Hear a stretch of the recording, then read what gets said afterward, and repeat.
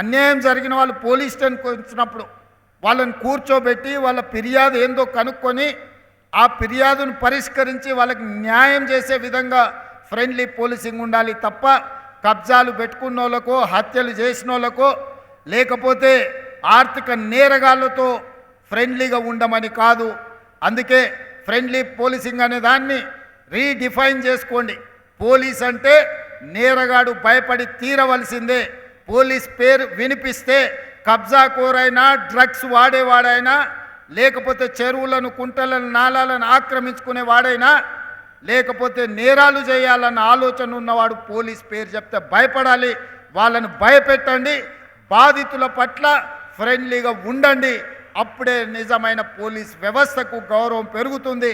సమాజంలో అత్యధికంగా కష్టపడేది పోలీసు వాళ్ళే, కానీ అత్యధికంగా విమర్శలు ఎదుర్కొనేది కూడా పోలీసు వాళ్ళే.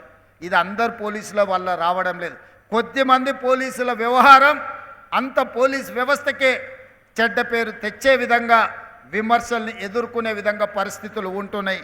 కాబట్టి ఈ ప్రభుత్వంలో మీకు స్వేచ్ఛ ఉంటుంది.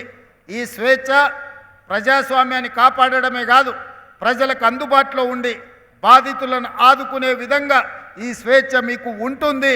నేరగాళ్ల పట్ల కఠినంగా వ్యవహరించండి. కొంతమంది డాపు దర్పం ప్రదర్శించడానికి పోలీస్ స్టేషన్లకు వచ్చి హడావిడియో చేస్తే చక్కగా తీసి బొక్కలేయండి అని నేను చెప్పదలుచుకున్నా. పోలీసులు వాళ్ళ పట్ల మర్యాదగా వ్యవహరించడం ఎంత ముఖ్యమో, పోలీస్ స్టేషన్కు వచ్చిన ప్రజాప్రతినిధి ఎవరైనా సరే పోలీసుల పట్ల కూడా మర్యాదగా వ్యవహరించాల్సిన అవసరం ఉన్నది.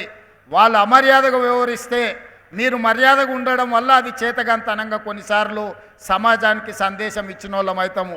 కాబట్టి ఈ విషయంలో మీకు స్పష్టత ఉండాలి. ఈ వేదిక మీద నుంచి పోలీస్ శాఖ సిబ్బందికి టాప్ టు బాటం నేను ఇచ్చే ఇన్స్ట్రక్షన్ ఒక్కటే. బీయింగ్ అనే chief minister as well home మినిస్టర్గా నేను మీకు ఇస్తున్న ఆదేశం ఒక్కటే.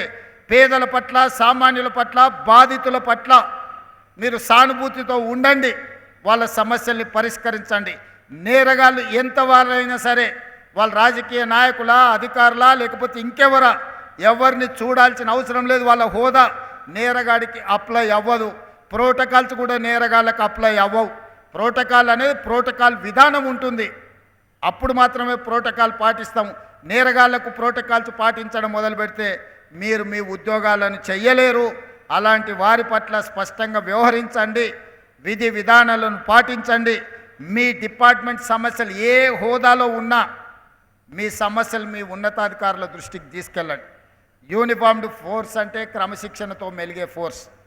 క్రమశిక్షణతో ఉండాల్సిన ఫోర్సే క్రమశిక్షణకు విరుద్ధంగా వాళ్ళు కొన్ని కార్యక్రమాలు తీసుకుంటే డిపార్ట్మెంట్కు చెడ్డ పేరు రావడమే కాకుండా వాళ్ళ సమస్యలను పరిష్కరించాలంటే కూడా జటిలమైపోతుంది. ఏ లెవెల్ పోలీస్ సిబ్బంది అయినా మీ సమస్యల్ని మీ ఉన్నతాధికారుల దృష్టికి తీసుకెళ్ళండి. ఉన్నతాధికారుల దృష్టిలో తీసుకెళ్ళిన పరిష్కారం కానీ ఉంటే మా ఉప ముఖ్యమంత్రి గారు ఉన్నారు, మీరు ఎప్పుడైనా వెళ్ళి వారికి విజ్ఞప్తి చేయొచ్చు. వారి పైన కూడా ఇంకేదైనా సమస్య ఉంటే నేను సిద్ధంగా ఉన్నా. ఎప్పుడైనా మీ సమస్యలు వింటాను, మిమ్మల్ని కలుస్తాను. ఏదున్నా నా దృష్టికి తీసుకురండి. తెలంగాణలో ఉండే పోలీసులు సమస్యల్లో ఉండకూడదు. ఎందుకంటే సమస్యలతో వచ్చే ప్రజల యొక్క సమస్యలు పరిష్కరించే మీరు సమస్యల్లో ఉంటే సమాజానికే నష్టం జరుగుతుంది. మీ సమస్యల్ని పరిష్కరించే బాధ్యత నేను తీసుకుంటాను తెలియజేస్తూ మీ అందరి దగ్గర సెలవు తీసుకుంటున్నా. ధన్యవాదాలు మిత్రులారా.